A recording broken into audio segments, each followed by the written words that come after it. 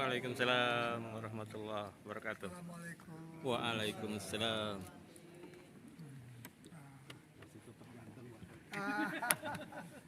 Ini tak coba nyala takut jatuh.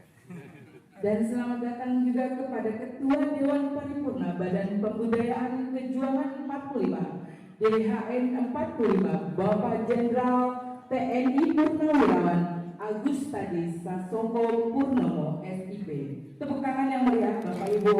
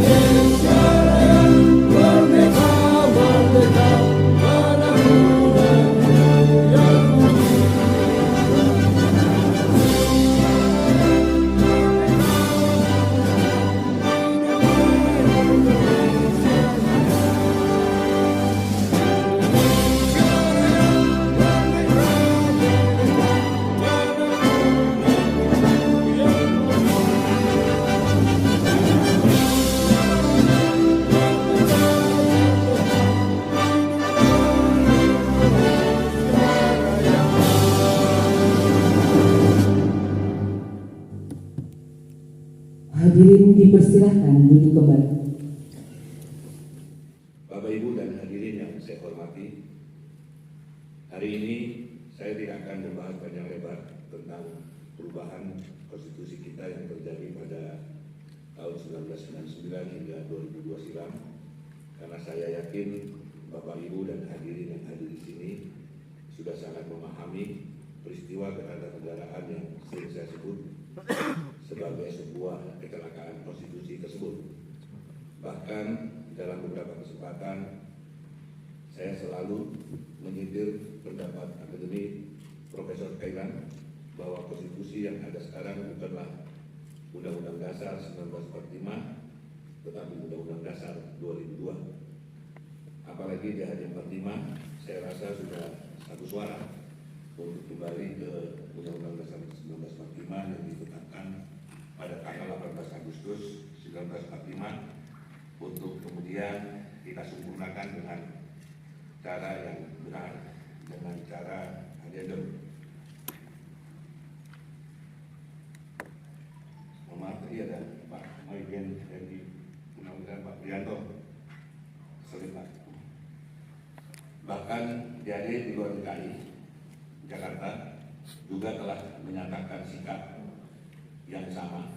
Dalam catatan saya di hari 45 Provinsi Jawa Timur 4 tahun yang lalu, tepatnya pada tanggal 10 November 2018, bersama seluruh elemen organisasi kejuangan Jawa Timur sudah membuat pernyataan sikap yang ditujukan ke MPR RI dengan 4 tuntutan, yaitu pertama, segera kembali ke Undang-Undang Dasar 1945 tanggal 18 Agustus 1945 sebagaimana ditetapkan oleh Panitia Persiapan Kemerdekaan Indonesia.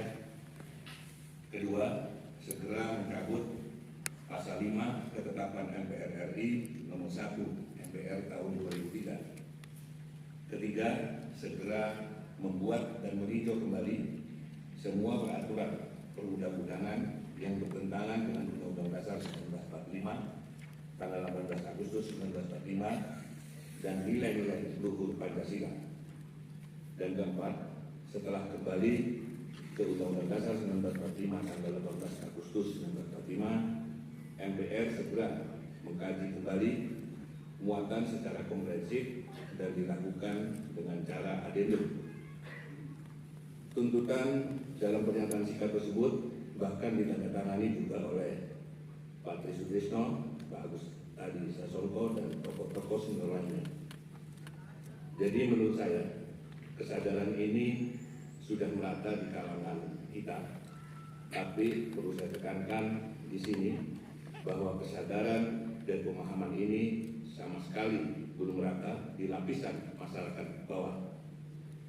Masih banyak elemen masyarakat yang tidak mengetahui dan tidak menyadari bahwa perubahan konstitusi yang terjadi di tahun 1999 hingga 2002 telah mengubah hampir 90% pasal-pasal dalam batang tubuh Undang-Undang Dasar kita.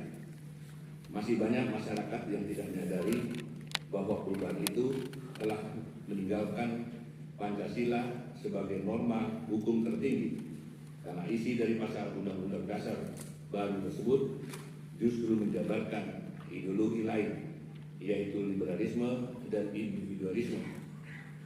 Masih banyak masyarakat yang tidak menyadari bahwa perubahan itu sama dengan membubarkan negara proklamasi 17 Agustus 1945, karena telah menghilangkan nilai perjanjian luhur bangsa Indonesia dengan menghapus dokumen nasional sebagai identitas nasional serta menghilangkan nilai proklamasi sebagai suatu kelahiran baru.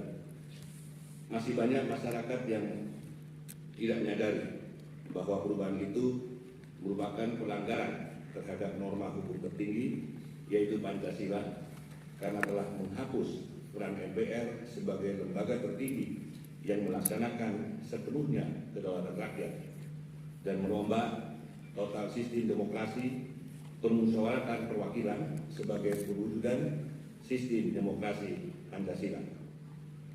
Masih banyak masyarakat yang tidak menyadari bahwa perubahan itu telah menghapus penjelasan tentang Undang-Undang Dasar Negara Indonesia, di mana hal itu jelas melanggar diktum bahwa penjelasan merupakan bagian yang tidak terpisahkan dari pembukaan dan pasal-pasal dalam Undang-Undang Dasar 1945. Masih banyak masyarakat yang tidak menyadari bahwa perubahan itu telah membuat negara ini meninggalkan asas kesejahteraan rakyat yang identik dengan konsep ekonomi pemerataan menjadi ekonomi pertumbuhan, sehingga semakin memperkuat oligarki ekonomi baik swasta nasional maupun asing untuk menguasai sumber daya alam dan cabang-cabang produksi yang penting bagi hidup orang banyak. Masih banyak masyarakat yang tidak menyadari bahwa perubahan itu telah terbukti merusak kohesi bangsa akibat pemilihan presiden langsung yang kemudian diperparah dengan pemberlakuan ambang batas pencalonan atau presidensial threshold. Merenggangnya kohesi bangsa atau kohesi sosial ini sangat berbahaya karena kita berakibat memudahnya kehendak hidup bersama, padahal bagi bangsa super majemuk seperti Indonesia membangun kohesi sosial jauh lebih sulit dibanding bangsa yang lebih homogen, karena proses peleburan aneka kelompok dengan segala konflik kepentingannya ke dalam kuali kebangsaan ini hanya dimungkinkan oleh semangat gotong royong dan musyawarah bagi para hikmat. Masih banyak masyarakat yang tidak menyadari bahwa perubahan itu telah membuka peluang pencaplokan Indonesia oleh bukan orang Indonesia asli, karena perubahan itu telah mengubah pasal 6 konstitusi dengan menghapus kalimat Presiden Indonesia ialah orang Indonesia asli diganti menjadi warga negara Indonesia. Maka ancaman bahwa bukan orang Indonesia asli untuk menguasai Indonesia dapat dengan mudah dilakukan, apalagi jika mereka telah menguasai perekonomian dan politik. Tinggal selangkah lagi, yaitu menjadi presiden atau wakil presiden. Dan masih banyak masyarakat yang tidak menyadari bahwa perubahan itu telah memberikan kekuasaan penuh pada partai politik untuk menentukan arah perjalanan bangsa ini. Karena faktanya hanya DPR RI yang merupakan representasi partai politik yang berkuasa di legislatif, sedangkan DPD RI yang merupakan representasi peserta pemilu perseorangan jumlahnya saja tidak boleh lebih dari 1/3 jumlah anggota DPR RI. Bahkan DPD RI tidak memiliki kekuasaan sebagai pembentuk undang-undang. Bapak, Ibu, dan hadirin yang saya hormati, jadi tugas utama kita semua hari ini adalah mempercepat dan memperluas kesadaran ini kepada seluruh masyarakat, terutama masyarakat di lapis bawah, karena perjuangan ini adalah perjuangan untuk mewujudkan kesejahteraan rakyat. Dan perjuangan ini akan berhasil apabila energi rakyat bertemu dengan energi langit, sehingga bantuan dan ridho Allah Subhanahu wa Ta'ala akan menyertai bangsa ini. Selain memperluas kesadaran, yang juga tidak kalah penting adalah menggugah kesadaran para pemegang kekuasaan, termasuk Presiden sebagai kepala negara dan semua pejabat negara di Republik ini, bahwa kita tidak bisa terus-menerus seperti ini. Kita tidak bisa terus-menerus mengikuti sistem yang tidak cocok dan tidak tepat untuk bangsa yang supermajemuk ini. Bangsa yang hidup di ratusan pulau yang terpisah oleh lautan. Kita tidak bisa terus-menerus dalam keadaan defisit APBN yang kemudian harus kita tutupi dengan terus-menerus berhutang luar negeri, sehingga kita tidak mampu menyiapkan diri menghadapi perubahan global karena keterbatasan kemampuan finansial. Kita tidak bisa terus-menerus membiarkan perekonomian tersusun dengan sendirinya oleh mekanisme pasar, sehingga membuat semakin tinggi gap dan ketimpangan kekayaan antara segelintir orang dengan ratusan juta rakyat yang berkubang dalam kemiskinan. Karena itu, saya telah menyusun satu buku peta jalan mengembalikan kedaulatan dan mewujudkan kesejahteraan rakyat yang saya sebarkan kepada seluruh lapisan masyarakat, dari pejabat negara hingga organisasi dan perguruan tinggi serta tokoh-tokoh masyarakat, agar resonansi ini menjadi kesepakatan bersama. Saya juga menawarkan kepada bangsa ini untuk kita gelar rekonsensus nasional sebagai bagian dari upaya untuk mengembalikan sistem demokrasi Pancasila melalui Undang-Undang Dasar 1945 naskah asli, untuk kemudian kita sempurnakan dengan cara yang benar tanpa menghapus dan meninggalkan Pancasila. Kiranya itu yang dapat saya sampaikan.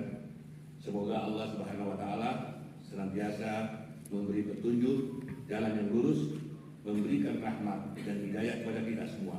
Amin ya rabbal alamin. Terima kasih. Wabillahi taufiq wal hidayah. Assalamualaikum warahmatullahi wabarakatuh. Hadirin sekalian, saya tidak akan memperpanjang diskusi ini, khususnya di makalah saya, karena saya anggap yang hadir di sini nanti Pak Kailan sendiri akan menyampaikan dalam arti kata apa, mestinya Pak Kailan ini mengadakan kajian secara komprehensif terhadap hasil amandemen 4 kali itu. Dan dari Pak Kailan nanti Bapak-bapak itu akan yakin lagi bahwa amandemen kemarin itu banyak sekali cacatnya, ya. Bukan melarang amandemen, karena ada pasal 37, ini hebatnya kader kita menyiapkan satu pasal manakala ada perkembangan zaman, tuntutan daripada rakyat, maka dipersilakan untuk menyesuaikan undang-undang dasar. Namun yang terjadi kemarin tahun 98 sampai 2002 itu adalah pelaksanaan amandemen namanya, tetapi sebetulnya bukan amandemen, yaitu sudah merubah Undang-Undang Dasar 45 kita. Apalagi merubah ini prinsipnya sudah tidak lagi berdasar kepada pembukaan Undang-Undang Dasar maupun Pancasila itu sendiri. Dan mohon nanti Pak Kailan akan menekankan titik-titik pentingnya. Adalah yang diyakinkan kita di bangsa pejuang, para perintis kemerdekaan, para angkatan 45 sampai penerusnya. Mestinya kita bangga sebagai bangsa pejuang itu. Bangsa yang memiliki harga diri, kemandirian, dan kita adalah bangsa yang sangat berbudaya luhur, yaitu sadar, mulai dari gotong royongnya sampai kepada berbagai macam sendi kehidupan masyarakat yang menunjukkan bahwa orang Indonesia itu bukan menyendiri seperti paham barat individualis, tetapi orang Indonesia ini sesuai dengan ajaran agama juga, bahwa manusia itu memiliki dua fungsi sebagai pribadi maupun sebagai anggota masyarakat. Ini penting Pak, ini kunci Pak. Inilah semua yang tertuang di dalam undang-undang tertinggi kita yang namanya Undang Dasar itu dirumuskan dengan bijak, secara pendek, luas, fleksibel, singkat, namun menjangkau ke masa depan. Inilah makna Undang Dasar kita. Dalam perjalanannya, Undang Dasar kita pernah juga dihilangkan antara 50 sampai 59. Waktu itu kita menganut Undang-Undang Dasar sementara, di mana fenomena kehidupan apa yang diciptakan nyalakan negara kita tidak ada stabilitas politik, termasuk stabilitas pemerintahan. Tidak dari umurnya tidak 1 tahun kabinet, hampir 10 tahun, hampir 10 kali harus kabinet. Bayangkan, rakyatnya tetap melarang karena tidak ada pembangunan, tidak sempat membangun. Dan waktu itu diwarnai banyak sekali warna-warna ideologi, baik yang Islam, nasional, maupun yang PKI. Ya, sehingga kita tidak ada konsentrasi untuk bangsa, tetapi hanya ramai untuk berselisih masalah ideologi. Padahal kita sebagai orang Indonesia sudah berketetapan bahwa mendirikan negara Republik Indonesia itu kita cari satu dasar negara yang cocok untuk negara itu, yaitu mewadai kondisi baik geografis yang luas maupun demografi yang bermacam-macam itu. Maka ditemukanlah dasar negara Pancasila. Oleh karena itu, harapan kita setelah mengalami berbagai pengalaman, hendaknya masa depan Indonesia tetap harus utuh mendukung ideologi bangsa. Satu-satunya adalah ideologi Pancasila. Jangan mengulangi kesalahan lagi, Pak. Karena dengan situasi 50-59 itu, bangunan tidak ada, rakyat tidak sengsara, dan keamanannya terganggu banyak. Ada pemberontakan. Dimulai itu 48 pemberontakan PKI di Madiun, pemberontakan DI yang lama waktu diselesaikan, dan ditambah pemberontakan daerah, dan semuanya ini juga menunjukkan tidak stabil negara dan bangsa kita. Oleh karena itu, waktu itu dipelopori oleh tokoh-tokoh TNI menghadap Presiden Bung Karno untuk mengusulkan, intinya untuk mengembalikan situasi yang demikian carut marut itu. Maka dimohon Bung Karno berani untuk mengadakan kembali Undang Dasar 45 dengan wujud waktu itu yang dinamakan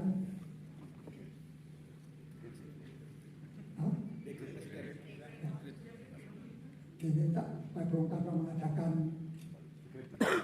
kembali itu Undang Dasar 45, dan Bung Karno sebagai tokoh politik besoknya langsung kembali.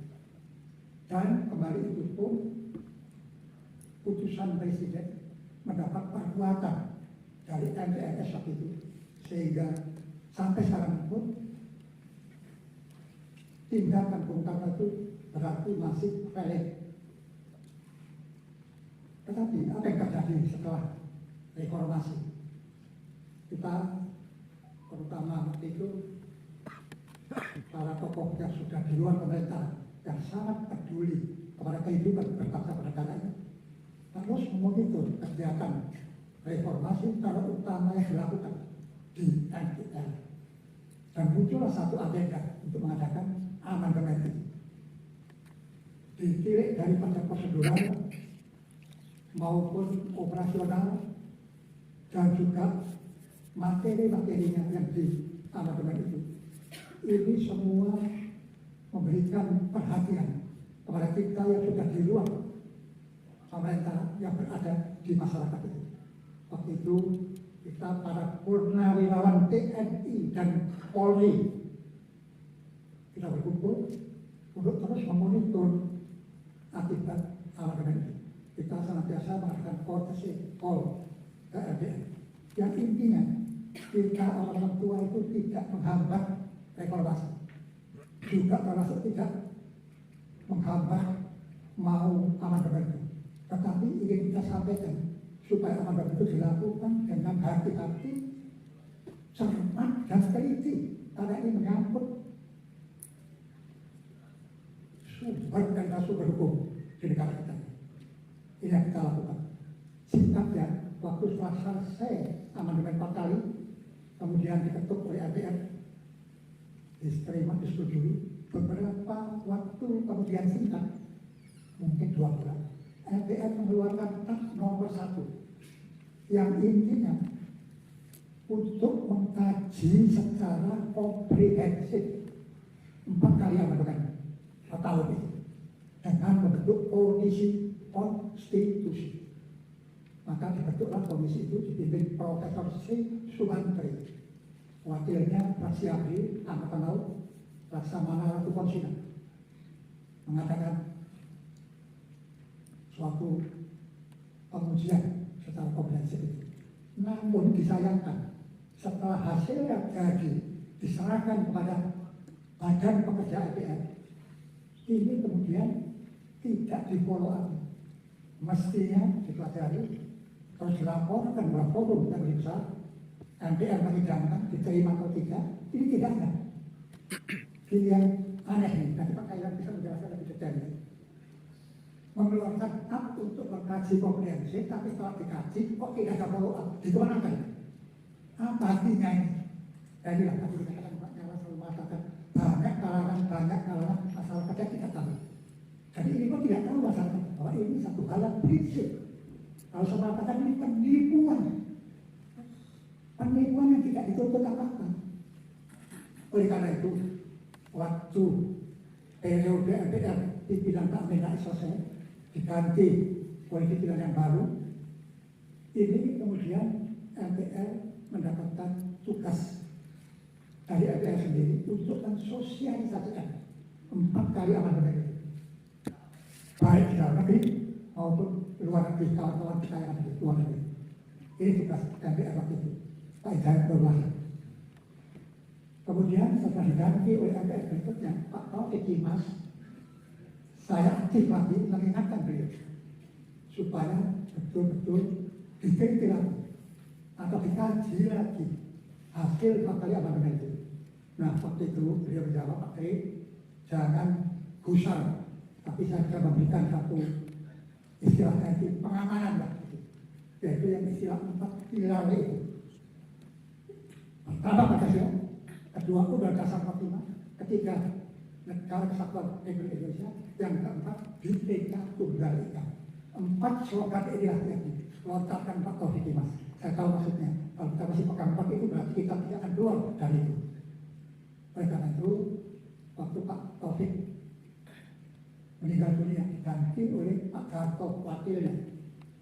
Beliau waktu menyerahkan memo serah terima LDR kepada LDR berikutnya yang dipimpin oleh waktu itu sekarang ketua LDR kita, Pak Kendali Pan sama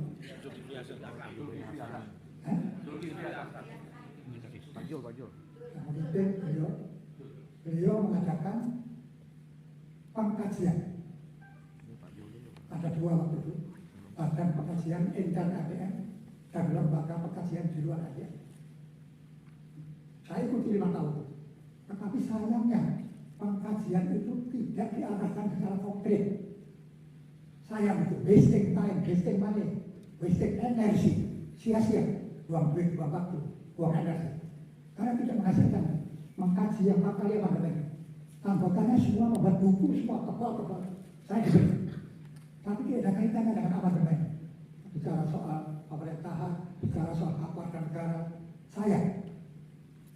Maka LDR sekarang dipimpin Pak Bambang juga meneruskan mengadakan kajian di dalam badan pengkajian MPR sendiri keluar membentuk lembaga pengkajian yang diisi oleh para pakar ilmu politik dan ilmu sosial yang lain. Dan inilah harapan kita, kiranya semoga badan-badan pengkajian yang terakhir ini betul-betul terarah, mengarah pada berbagai amandemen itu, supaya benar-benar dapat nanti membetulkan kembali hal-hal yang keliru di dalam amandemen politik. Ini mudah-mudahan Pak, dan di luar masyarakat kita terus berjuang dan merumuskan bagaimana cara operasional untuk mengembalikan Undang-Undang Dasar 45. Tapi ada istilah teknik oleh Bung Karno sudah pernah sekali, ada istilah amandemen kelima, ada istilah amandemen terbatas, macam-macam. Jadi apa-apa ibu supaya paham, jangan nanti kalau dengar ini ibu bingung, kalau Pak bingung tidak, tapi kita rangkum dalam satu pengertian. Ya, intinya kembali, tetapi kita menerima ada perubahan. Jadi yang namanya adendum. Kalau diklik lain, kalau diklik itu artinya kembali untuk tidak tambah banget. Itu dari undang sementara menjadi undang 45. Diklik utuh, tidak tambah. Tapi yang sekarang ini Pak, ini kita sarankan memakai istilah kaji ulang Undang-Undang Dasar 45. Arti kaji ulang ini adalah mengkaji secara komprehensif, istilah Pak Thailand juga, materi-materi perubahan Pak kali dari 98 sampai 2002. Inilah maksud kita, dan nanti para hadirin sebagai konsensus menyatu istilah kaji ulang itu. Sama, kembali ke Undang Dasar, bedanya Undang Dasar masih menerima perubahan zaman ini. Ya apapun nanti dektumnya akan ditempatkan sebagai adendum, bukan masuk ke dalam batang tubuh. Ya, yang merombak asalnya sampai 90% berubah, bukan begitu. Dan yang asli utuh, stasi sistematikanya pada batang tubuh penjelasan utuh. Kecuali nanti ada perbaikan-perbaikan tekstual saja, kalimat-kalimat yang kurang lengkap dilengkapi, tapi tidak merubah jiwanya Undang-Undang Dasar 45. Perubahannya yang kali itu kita seleksi, kita kasih yang sesuai dengan aspirasi rakyat, sesuai dengan tantangan zaman, kita tempatkan sebagai adendum. Kata adendum ini bukan kita alam, tetapi juga merupakan kesepakatan MPR sendiri. Waktu itu Pak BKS ketemu saya di markas besar TNI. Dia mengatakan, ini jangan khawatir, kita amandemen ini para anggota MPR sepakat dari kesepakatan MPR. Ada 6 itu. Sekarang 35, sekarang di buku 35. Yang satu mengenai check and balance dibuang. Apa itu yang 5? Pertama, pembukaan tidak diikuti-ikuti. Ada amandemen, pembukaannya tetap tidak boleh dirubah. Yang kedua, NKRI tetap tidak akan berubah. Yang ketiga, sistem presidensial di istilahnya dipertajam. Yang keempat, materi-materi penjelasan yang organik, cocok, tak tahu itu apa istilah organik, cocok dan hukum, didorong menjadi materi di batang tubuh. Aneh, penjelasan itu menjelaskan preambul dan batang tubuh. Tapi mereka ini penjelasan ini didorong dari materi di batang tubuh. Jadi Pak Pomo waktu itu membuat penjelasan ini yang akan di akhir dari undang-undangnya. Undang Dasar disahkan 18 Agustus 45 tanpa penjelasan. Tapi Pak Pomo sebagai anggota BPUPK waktu itu menyadari bahwa kalau orang membaca Undang Dasar hanya teksnya saja tidak akan mengerti. Oleh karena itu di penjelasan supaya mengerti suasana batin mengapa perumusannya begitu, mengapa dia persoalkan pakai kalimat begitu. Dia ada di dalam penjelasan. Dan yang terakhir, yang kelima, kesepakatan MPR mengatakan amandemen dengan cara adendum. Dan tambahan lampiran saja, tapi tidak merusak batang tubuh. Nah ini tidak dilaksanakan kalau Bapak beli dalam buku itu. Sistematikanya tidak begitu. Tidak ada amandemen ini. Tidak ada itu yang perubahan Undang Dasar. Merubah batang tubuh itu lebih dari 90%. yang sudah tidak melandaskan Pancasila lagi, melainkan berlandaskan yaitu liberal.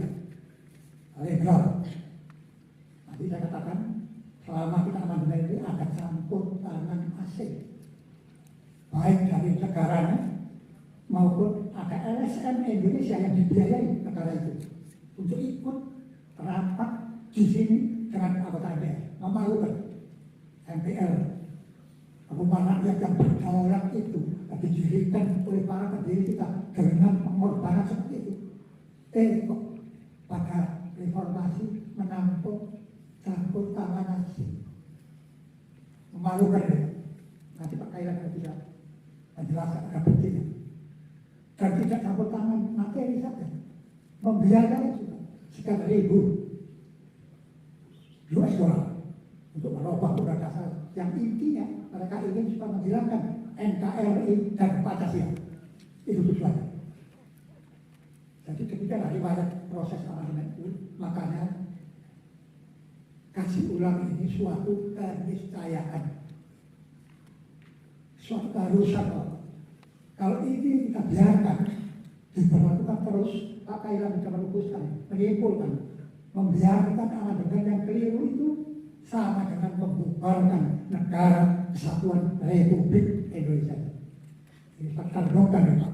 Dan dari Bapak Ibu itu kembali dari sidang ini bisa terus mengembangkan, menginformasikan kepada masyarakat sebagai rakyat yang berdaulat itu, supaya nanti ada semacam ya gugah ada. Siapa yang menggugah kita? Ya diri kita sendiri. Kita berani introspeksi diri. Kita berani koreksi diri. Introspeksi kalau keliru betulkan. Kalau betul laksanakan terus. Inilah sifat bangsa berjuang. Tidak usah kita rame-rame Pak. Ada 8 cara mengembalikan undang-undang dasar. Ada yang mulai kasar anarki, jangan. Kita tidak boleh. Ya. Jangan kita tempuh cara itu. Yang kita lakukan adalah cara yang konstitusional. Siapa? Ya oleh MPR sendiri. Makanya harapan saya MPR sekarang membentuk badan kaji ulang. Dan lembaga kaji ulang itu, pengkajian itu hendaknya betul-betul diarahkan dengan fokus untuk mengkaji 4 kali amandemen. Ini harapan saya. Dan kita yang mulai dari Kota Wirawan tadi sampai akhirnya kita bisa berkumpul dengan semua rekan-rekan seperjuangan di luar TNI Polri. Ada organisasi jati diri, orang mantan pers dan sebagainya sekarang bergabung dengan kita yang ingin menyusun materi kaji ulang itu. Tadi nanti bisa kita minta contohnya, dan materi kaji ulang yang kita susun ini akan kita sampaikan kepada MPR supaya jadi bahan pertimbangan untuk mengkaji ulang yang 4 kali. Mudah-mudahan iya uraian singkat kami supaya kita ada konsensus, ada kesatuan pengertian, walaupun nanti ucapannya macam-macam. Saya jangan kaget, ada ingin kembali undang dasar 45, ingin sedikit.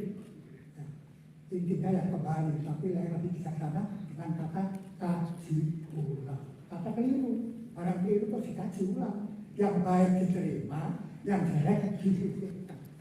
Nah itulah lebih tamaduk kata Pak Kiai. Lebih sopan lah kata Tuhan begitu. Ya, kita mengenal Pancasila pertama Tuhan Yang Maha Esa ini tidak cahaya itu di dalam bermasyarakat berbangsa ini. Kita pakailah itu petunjuk agama yang baik. Inilah bangsa Indonesia. Jadi tadi saya mengucapkan terima kasih kepada Bapak Nyala karena beliau sangat terbuka untuk menampung diskusi kebangsaan ini yang dipelopori oleh JAD 45 baik Jakarta maupun pusat. Semoga dengan kegiatan ini akan lebih nanti merapatkan jaring-jaring masyarakat Indonesia. Bukan itu yang jelek. Kita bersatu, kita berangkulan, kita utuh sebagai bangsa yang berdaulat untuk mau menyelamatkan bangsa dan negara ini. Ini intinya. Semoga pertemuan kita ini diridhoin Allah, diberkahi Allah. Jangan sampai kita tersesat, tapi kemudian kita tidak tahu. Sayang Pak, ya, kesesatan ini sangat besar dan prinsipil. Ini menyangkut aturan pokok dan bangsa bernegara. Jadi kalau kita ingin ambil lain, kita sederhana. Dan sesuatu yang melarang itu, katakanlah bisa ada keadilan sosial, bisa sejahtera, tidak ada lain kecuali dengan konsep Indonesia sendiri, yaitu yang berlandaskan Pancasila itu. Terima kasih atas perhatiannya. Dan Bapak-Bapak Ibu, sahabat rakyat, pada umumnya. Bina terus generasi muda kita. Ya, saya dengar sekarang ini anak-anak muda milenial ini sudah acuh tak acuh pada Pancasila. Ya, mereka ingin bukti katanya. Mana bukti Pancasila? Masih banyak yang melarang. Bapak nyalakan. Ekonominya bukan ekonomi Pancasila sekarang ini. Masih ekonomi kapitalis. Pasar terbuka. Maaf itu. Tidak ada Pak, terbuka kalah jangan. Amerika sampai kapitalis tidak terbuka pasarnya. Pemerintahnya ikut aktif. Kalau kita berani mencanangkan Indonesia membuka pasar terbuka. Jangan Pak. Kita boleh terbuka tetapi bertanggung jawab. Nah, apa tanggung jawab ini? Jangan terhadap sama isu global. Negara belum masuk terbuka, harus bebas. Pasar terbuka. Kita tidak boleh hadir Pak. Semua konsep luar itu harus diratifikasi oleh kita. Bisa dilakukan. Tapi itu tidak ini. Amandemen ini diambil semuanya.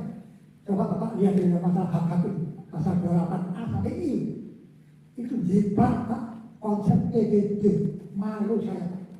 Padahal Indonesia ini sebelum PBB membuat rumusan hak asasi manusia, kita bukan PCS, para pendiri negara ini sudah merumuskan sila kedua, kemanusiaan yang adil dan beradab.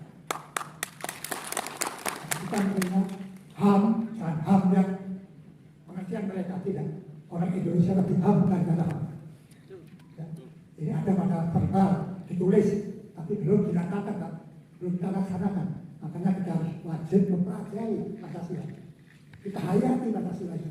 Kita yakini, kemudian kita terapkan, kita laksanakan di dalam kehidupan kita berbangsa dan negara. Terima kasih sekali lagi. Kita memang prihatin.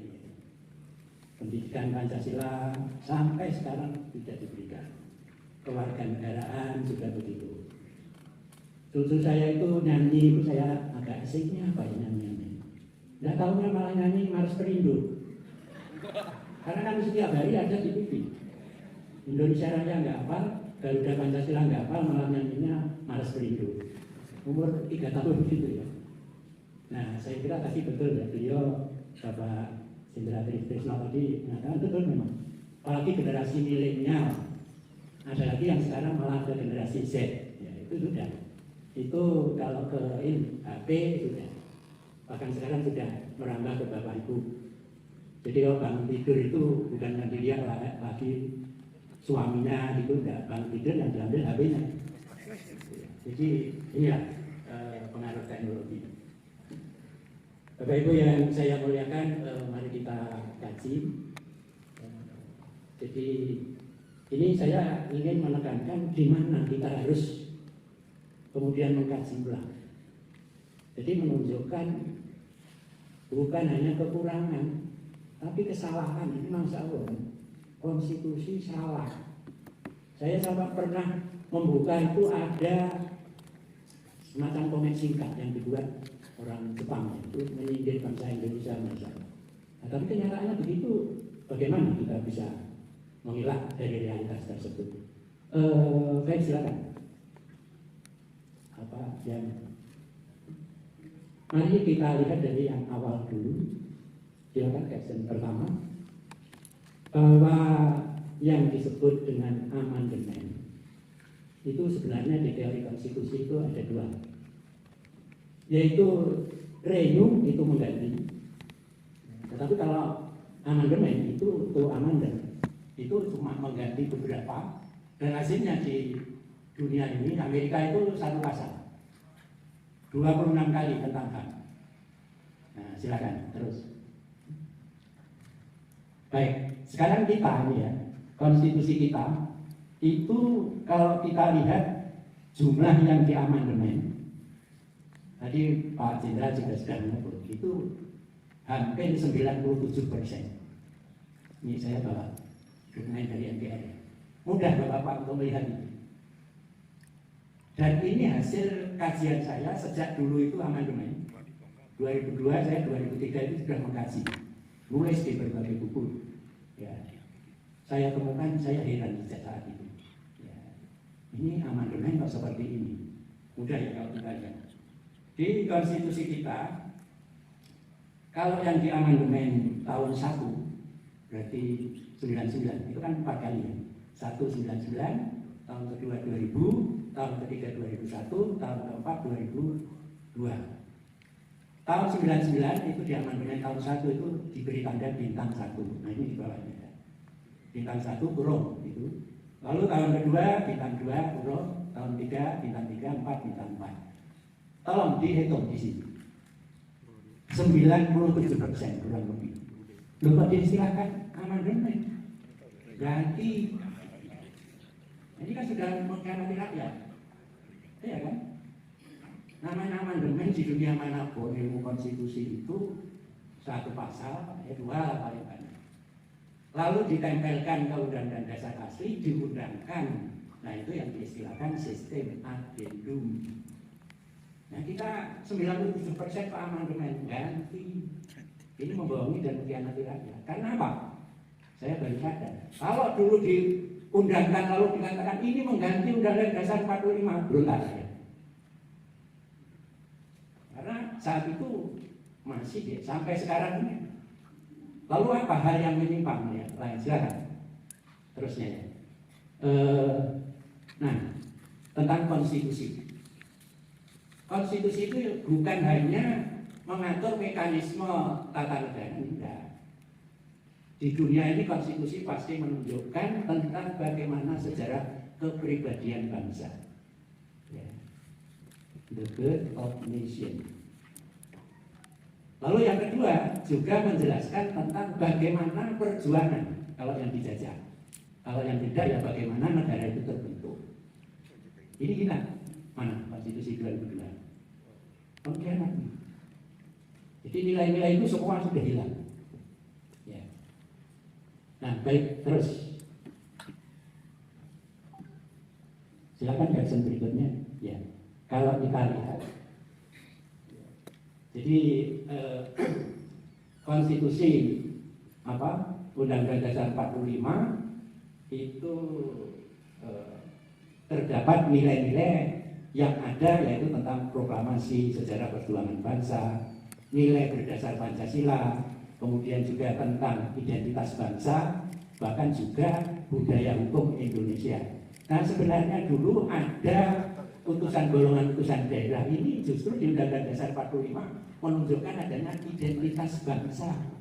Lalu sekarang diganti DPD. Ya. Jadi saya salut dengan beliau Bapak Haji Mandalini ya. Itu coba kalau yang lainnya cuma ya sudah diam. Ya. Bagaimana mungkin wakil rakyat yang dipilih oleh rakyat kok tidak punya fungsi apa-apa ya itu. Ya kalau dipikir enak ya Pak Mandalini ya. Tidak usah repot-repot ini ya. Tapi ini kan secara politis kenegaraan. Satu itu menghilangkan identitas proklamasi. Dua menghilangkan identitas Bhinneka Tunggal Ika. Maaf bukan identitas tapi substansi. Jadi justru konstitusi kita kalau itu konstitusi Indonesia justru harusnya utusan golongan utusan daerah itu ada. Inggris itu ada House of Lords, House Commons. House of Lords ada. Nggak dipilih melalui pemilu. Nah ini Indonesia kok sekarang DPD ganti utusan golongan utusan daerah. Karena di dalam politik ini ya itu ada wakil-wakil dari partai politik, ya, political representation, dan ada wakil-wakil golongan daerah, regional representation. Nah ini kok hilang? Nah kalau melalui pemilu kan sama dengan partai politik yang lain. Ya tapi mendingan kalau ada kekuasaan. Pasal 22 coba.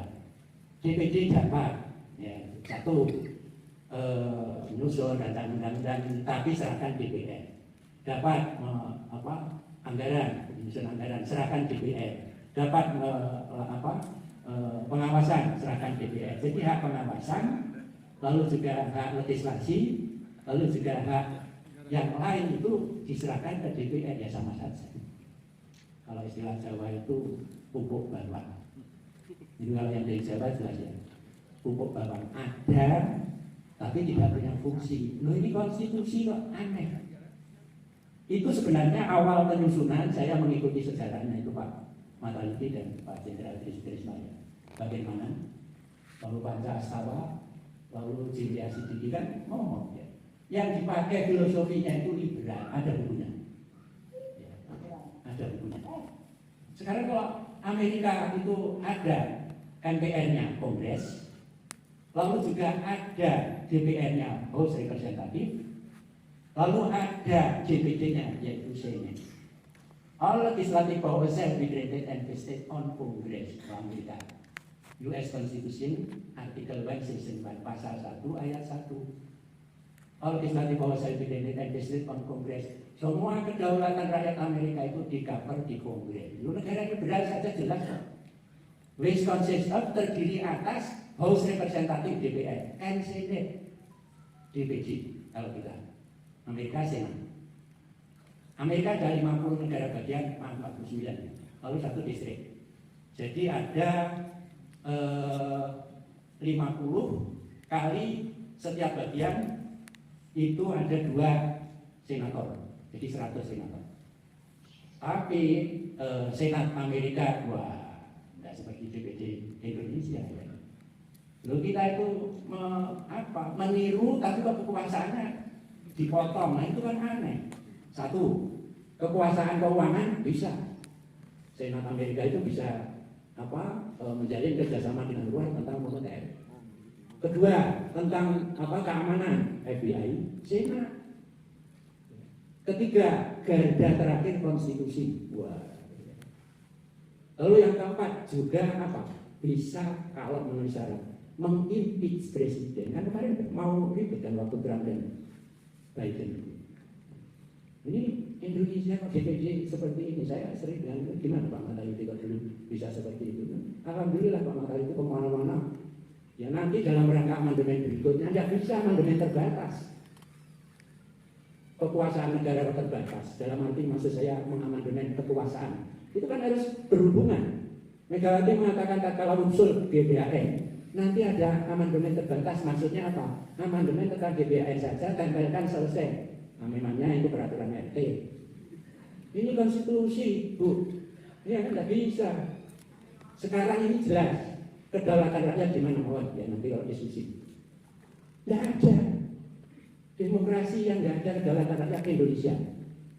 Pasal 1 ayat 2, kedaulatan di tangan rakyat dilaksanakan menurut Undang-Undang Dasar. Aneh kan Bapak Ibu?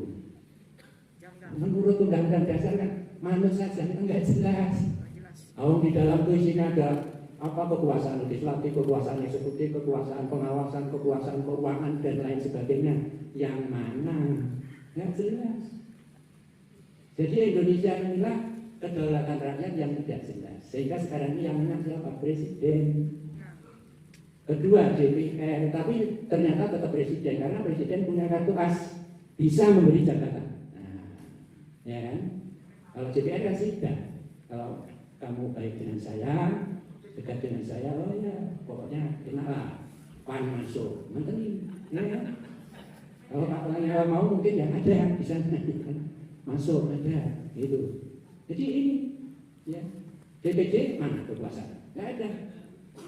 Bahkan di pasal pasal 22 terakhir ayat 4 baca, Bapak. Nah, kok DPD ditentukan dengan undang-undang? Waduh. Kan namanya undang-undang itu yang nyusun DPR dan Presiden. Berarti DPD di bawah DPR dan Presiden. Aneh tapi nyata. Ini kan. Jadi sangat memprihatinkan. Silakan terus. Baik, berikutnya kalau kita kaji konstitusi kita itu sekali lagi saya pengkajian Bapak. Saya bukan hanya sebulan 2 bulan, sejak 2003 setelah amandemen itu saya mengkaji, ada buktinya buku perkembangan pengkajian. Lalu terakhir ini saya temukan lagi ada buku yang masih baru mau terbit tapi sekarang diambil di MPR, yaitu wacana amandemen. Nah, ini nanti ya, seperti sekarang ini kan muncul ya amandemen, seakan-akan wah pendukungnya maaf saya tidak bukan apa ya istilahnya tidak mendukung Jokowi, enggak, ini masalah politik secara umum nasional. Itu yang apa tingkahnya itu tingkah pendukungnya. Ini bisa mencalonkan lagi nanti PD 3, lalu apa melalui amandemen itu. Ya. Konstitusi kita ini sudah menentukan pasal 7 ya. Presiden, wakil presiden dipilih dalam satu pasangan. Setelah itu dapat dipilih kembali 2 kali titik. Ya. Dengan dalih apapun, ya lalu nanti di amandemen lagi. Andai kata amandemen di mana beda? Misalnya, oke di amandemen lagi, lalu di amandemen sekarang 2022. Kemudian nanti setelah ada ketentuan pasal 7 ditambah, bisa 3 kali, bukan untuk presiden sekarang, Bapak Ibu. Jadi andai kata bisa 3 kali, ini untuk Undang-Undang Dasar hasil amandemen 2022. Ini sekarang kok begitu. Setelah ini tertutup, saya baru 2 hari 3 hari ini, saya dengar lagi bisa mencalonkan tapi bukan presiden, tapi wakil presiden dulu. Masa konstitusi untuk dagelan? Aneh kan? Itu satu paket dan itu dalam kaidah satu pasal. Tidak bisa direkayasa. Presiden, wakil presiden, isinya silakan siapa orang. Tapi kalau sudah menjabat tidak boleh. Kalau sudah 2 kali, ya itu kaidah hukum. Kecuali ada ketentuan lain. Berikutnya tidak boleh dipilih kecuali presiden jadi wakil presiden dan wakil presiden jadi presiden. Harus ada itu kaidah itu. Tapi kan tidak ada. Masa direkayasa seenaknya seperti itu. Tapi justru alhamdulillah tidak mau. Kalau mau sudah. Sejarah Indonesia pelanggaran konstitusional ya. Makanya itulah yang harus kita perhatikan. Nah, inilah kembali bahwa sebenarnya kalau kita mau jujur konstitusi kita itu berdasarkan ideologi liberal. Dulu bagaimana Pancasila Juli saya sampai ke MK. Saya mengatakan, Prof, bagaimana saya ini bukan ahli hukum, tapi karena cinta saya terhadap bangsa dan negara, maka hasil kajian saya seperti ini. Ya. Kalau pada pasal 1 ayat 2, kedaulatan di tangan rakyat dilaksanakan menurut Undang-Undang Dasar, ini yang ubah siapa? Pak Prof Wahyono Dasar itu dulu saya, maksudnya apa? Gak bisa jawab. Ini faktanya ya seperti itu. Lalu, wah ya sudah gini aja Prof, yang penting mari kita laksanakan untuk kesejahteraan rakyat. Gimana rakyat bisa sejahtera Prof? Kalau konstitusinya saja salah, bukan kurang bukan salah. Jadi kalau di Amerika kan jelas ya bahwa kekuasaan ke Kongres, kedaulatan rakyat. Sekarang kita nggak jelas. Karena ini, kalau pasal 1 ayat 2 itu mengatakan kedaulatan di tangan rakyat dilaksanakan menurut Undang-Undang Dasar, berarti kan siapa belum jelas, ya kan? Kemudian berikutnya pasal 2 ayat 1, MPR terdiri atas, nah ini juga memalukan lagi konstitusi kita. MPR terdiri atas anggota DPR dan anggota DPD. Tolong kira-kira di mana ini yang menjadi kita menjadi aneh. Wong ini lembaga negara kok diisi oleh anggota. Nah, kalau yang belum diamandemen kan jelas bahwa MPR terdiri atas, ya kan? Jadi apa? Anggota DPR lalu utusan golongan, utusan daerah yang tidak dipilih melalui jelas. Amerika jelas, ya kan? All legislative powers are invested on Congress, kedaulatan rakyat Amerika. Wisconsin terdiri atas House Representative DPR and Senat Amerika.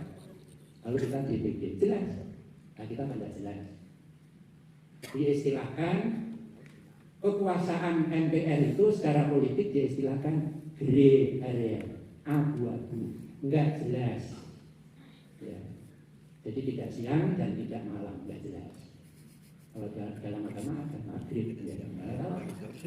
Di konstitusi enggak bisa, enggak jelas. Ya. Lalu kalau kita letakkan tadi ya benar ya saya kira. DPD-nya harus terus memperjuangkan. Kalau nanti amandemen ya jelas tidak mungkin terbatas. Ya, baru itu sebenarnya kan menyadari bahwa konstitusi kita itu tidak memberikan satu porsi bahwa untuk mensejahterakan rakyat itu dengan pola yang sistematis. Jadi kalau kita istilahkan umum itu ya pokoknya salah. Nanti ganti presiden programnya lain lagi, ganti presiden lain lagi, belum lagi yang lain Bapak, belum lagi bupati, belum lagi wali kota dan lain sebagainya. Jadi kalau nanti ada program lalu ganti pimpinan lain lagi mubazir. Duit rakyat ini memangnya uangnya kakeknya, uang rakyat ini masa dipakai untuk seperti ini. Nah, jadi inilah sebenarnya konstitusi Undang-Undang Dasar 45. Mengapa ada kekuasaan MPR yang juga berkaitan dengan GBHN? Karena itu ya, berkaitan dengan bagaimana mewujudkan kesejahteraan rakyat. Nah, sekarang ini alasan presiden cukup kuat. Apa belum itulah ini programnya. Lalu dengan alasan demokrasi saya dipilih langsung oleh rakyat, udah mati tutup. Nah gitu. Meskipun faktanya yang milih Megawati. Jadi sebenarnya sekarang ini kalau kita mau jujur, kita ini sekarang sudah dikuasai oleh oligarki. Bahkan terakhir dikembangkan wacana. Saya juga ke MK itu sampai, nah jelasnya MK mendukung Pak Mataliti, Pak Yusri, uji materi 39 ya Pak Mataliti, kandas semua. Saya waktu eksaminasi saya kemukakan loh ini kalau baca MK kok seperti ini, bahwa penentuan apa yang disebut presidensial threshold ya 20%. Nah, bayangkan gimana rakyat kecil bisa mencalonkan presiden. Presidensial threshold 20%. Ternyata menafsirkan konstitusi salah. Bahkan itu MK nampak mendukung bahwa itu adalah merupakan open legal policy dari partai politik, menentukan berapapun jumlahnya, lalu sesukanya ya, dan jumlah yang tidak terbatas dulu. Nah, saya katakan ini bukan bahasa lembaga peradilan konstitusi. Kalau itu masuk saja bubarkan MK, masuk partai politik ya. Masa open legal policy kalau mengatakan berapapun jumlahnya sesukanya. Baik, masih sedikit. Ya. Baik, terus. Nah, kalau kita lihat susunan dari apa yang ada di dalam sistem demokrasi kita, seperti yang saya sebut tadi, MPR, DPR, DPD nampak nggak jelas dan juga tidak iban. Kemudian MPR tidak memiliki kekuasaan yang jelas. Jadi tidak lebih MPR itu sebagai semacam joint session saja. Terus itu kaitan dengan liberalisme. Terus baik, yang terakhir ini yang merupakan hal yang harus kita pikirkan. Kalau kita mau jujur kita simpulkannya bahwa konstitusi kita sekarang ini jelas tidak berdasar Pancasila. Sudah itu sulit ditawar. Dan sekali lagi hasil penelitian hukum normatif konstitusi kita. Tadi saya bawa satu, saya aturkan Pak Jenderal Tri Sutrisno ya. Dan itu dipublish di MPR. Jadi kalau saya cuma halusinasi, bangun tidur, mimpi, lalu meritik konstitusi bisa, tapi itu hasil penelitian hukum empirik dan normatif. Jadi kita ini sudah tidak berdasar Pancasila, tapi berdasar pada liberalisme. Nah, oleh karena itu sehingga juga otomatis tidak konsisten dengan Undang-Undang Nomor 12 2011 Tertib Hukum Indonesia, negara tersebut. Ya. Kemudian yang terakhir adalah seperti tadi disebut oleh Pak Jenderal, kita ini sebenarnya yang dulu negara proklamasi diperjuangkan oleh beliau-beliau, ya ini banyak yang mungkin sampai mempertaruhkan jiwa raga, menumpahkan darah, itu sekarang ini sudah dibubarkan melalui Undang-Undang Dasar 2002. Ya. Bahkan Cokroaminoto itu sudah meletakkan basis hidup bersama. Bayangkan dulu 1908, meskipun beliau Muslim, mengambil surat di dalam Al-Quran ayat 13 surat Al-Hujurat, ya Yohanes Sinatolat Makum Zakat wa Musa Waza'ahum Su'uban wa Qoba ilal ta'aruf. Hei manusia, ini Allah saja demokratis. Partai politik tidak demokratis gimana? Mestinya kalau Allah itu di Quran kan ya ayyuhalladzina amanu orang-orang yang beriman ini Allah ya ayyuhan nas inna khalaqnakum min dzakarin wa unsa diciptakan dari laki-laki perempuan bersuku-suku bergolong-golong untuk apa? Lita'arafu. Diletakkan basis negara Indonesia. Nah sekarang ya. Satu-satunya ideologi di dunia, karena saya mengajarkan ideologi juga di Pasar Sarjana UGM lalu filsafat hukum. Satu-satunya filsafat hukum dan ideologi di dunia yang merupakan karya besar bangsa hanya Pancasila di Indonesia. Kalau lainnya kan tidak, tokoh ini ya, Rousseau, Galileo, kemudian Austin, lalu Kelsen, Naviaski dan lain sebagainya. Indonesia enggak. Dirumuskan oleh bangsa, nilainya sudah ada pada bangsa Indonesia, diletakkan sebagai fondasi hidup bernegara. Alhamdulillah seperti itu. Lalu juga lalu juga bahkan mau menjelang merdeka saja sudah ditentukan Pancasila itu di MAP mau disahkan 18 Agustus. Hasil panitia 9 ketuhanan dengan menjalankan syariat Islam. Saudara Nasrani masih usul, kok syariat Islam? Gimana itu? Lalu oleh Ki Bagus Hadikusumo bahas di PPKI kemudian disahkan menjadi Pancasila kita sekarang. Enggak luar biasa. Jadi toleransinya, musyawarahnya, atau sekarang partai politik menjadi oligarki seperti itu. Ya ini saya kira sudah betul-betul mau runtuhkan kepribadian yang sudah ditanamkan oleh founding fathers kita. Assalamualaikum warahmatullahi wabarakatuh. Hadirin yang saya muliakan, mahasiswa saya dulu bertanya, Pak, apa bedanya guru dengan dosen? Ya, kalau saya landasan Indonesia, saya tunjuk aja itu, guru dan dosen. Guru adalah pendidik profesional, titik. Dosen adalah pendidik profesional plus ilmuwan. Nah di Indonesia ini yang kurang banyak ilmuwan, yang banyak pendidik profesional. Apa bedanya? Kalau bedanya itu guru itu memindahkan sikapnya ke sikapnya muridnya. Tapi tambah lagi kalau dosen, tambah lagi memindahkan isi kepalanya ke kepalanya mahasiswa. Jadi dosen itu juga punya isi kepala itu. Jadi bukan hanya memindahkan isi kepalanya ilmuwan lain itu. Jadi Bapak Ibu sehubungan dengan forum ini dan yang tertutup ya. Sebagai bukti bahwa saya ilmuwan, saya membuat satu teori namanya Tentara Revolusioner Profesional. Itulah yang membuat saya kemudian menjadi dosen intelijen dan dosen tentara sampai sekarang. Tapi khusus di Angkatan Laut, Bandung jauh jaraknya, sekuat seperti itu. Ya masih aktif di Wuhan. Sekarang tinggal 2 Universitas Indonesia dan Sekolah Tinggi Intelijen Negara. Dan tentu sekolah komando Angkatan Laut karena masih di Jakarta. Teori ini menjelaskan bahwa tentara kita itu tentara revolusioner profesional. Hanya ada berapa negara yang tentaranya revolusioner? Indonesia, Aljazair, Israel dan Vietnam. Tapi dari negara ini yang khas adalah Indonesia karena dia profesional juga. Salah satu bukti bahwa dia profesional Bapak Ibu, ya. Kehadiran Bapak ada di sini untuk kembali ke Undang-Undang Dasar 45 yang asli. Satu bukti. Purnawirawannya saja. Apalagi kalau tentara aktifnya. Apa bedanya? Profesionalnya itu ini profesional ya. Profesional bukan lawan kata amatir. Jangan keliru ini. Dalam studi saya, studi militer dan politik, profesional itu harus dicirikan oleh 3 hal. Pertama adalah kemahiran khusus. Yang kedua kesatuan khusus. Dan itu hati-hati itu ya. Kalau saya menteri pertahanan pasti beda melakukan TNI ya. Kalau saya juga di DPR tentu juga saya. Karena ada ciri khas yang satu, kesatuan khusus. Itu berbeda dari organisasi yang lain. Karena itu Bapak Ibu pesawat tempurnya jatuh. Militer kita tidak boleh dipublikasi.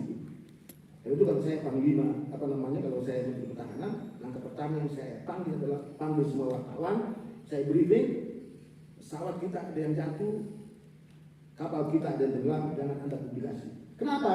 Karena itu bisa merusak mental rakyat kita. Seperti itu. Ini kesatuan khusus. Saya dosen kan. Dulu saya masih mengajar pakai kapur. Kalau saya mati pasti cuma TBC itu. Nyawa saya tidak langsung saya pertaruhkan. Lagi militer itu yang dia pertaruhkan adalah nyawanya. Karena itu Machiavelli membuat satu teori namanya konskripsi yang sekarang dipraktekkan seluruh dunia, namanya wajib militer. Kenapa tidak mau? Kenapa wajib militer? Karena pertama, ada yang mau masuk tentara, tapi jenisnya tentara pencari keuntungan. Yang kedua, itu namanya tentara bayaran. Ya, kayaknya Machiavelli membuat konskripsi, ya, membuat wajib militer. Gitu. Kemudian, ya, militer ini sebagai satu cirinya lagi, organisasinya adalah tanggung jawab sosial yang tinggi. Ini berbicara tentang keselamatan negara, Pak. Ini berbicara tentang kedaulatan negara, keselamatan bangsa. Jadi beda dengan profesi saya. Kalau saya dosen, nanti kalau saya sampaikan gagasan saya tentang ini ya pasti banyak yang jelas nanti. Kalau saya bilang, oh, jangan percaya itu mulia, apalagi sekarang yang enak dengan situasi sekarang, nggak mau dia kembali ke Undang-Undang 45. Itu yang pertama itu, saya membuat teori ya. Hasil daripada konstitusi kita yang diamandemen, saya katakan saya tidak diamandemen ini adalah perubahan dasar yang paling brutal. Saya katakan brutal karena mengubah. Ya, kalau dikasih diperlihatkan di slide berikutnya, bisa dibantu. Slide-nya ini sketsa geografi saya, otoritas akademi saya yang berdiri di sini. Silakan lanjut. Ya, ini yang saya mau sampaikan kepada Ibu. Saya hanya bicara tentang dialogi politik, kosmologi politik, dan bangsa dan negara bangsa untuk konteks Indonesia. Pertama, dialogi politik kita jangan pernah tidak berbicara tentang negara-negara dulu, negara lama. Indonesia tidak ada pakar yang bilang kepada saya bahwa Indonesia ini ada karena adanya imperialisme, adanya kolonialisme. Saya bilang, ya kalau begitu,